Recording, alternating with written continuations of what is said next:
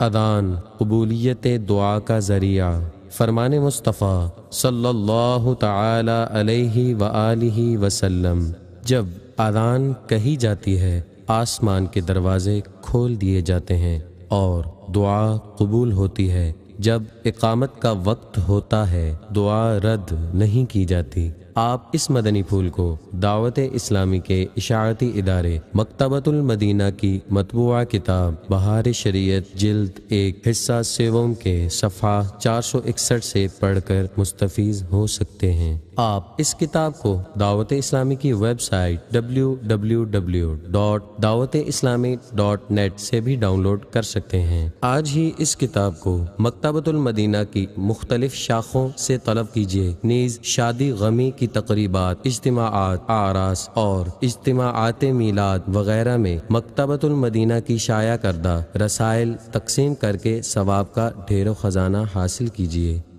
صلو علی الحبیب صلی اللہ تعالی علی محمد۔ مجھے اپنی اور ساری دنیا کے لوگوں کی اصلاح کی کوشش کرنی ہے انشاءاللہ۔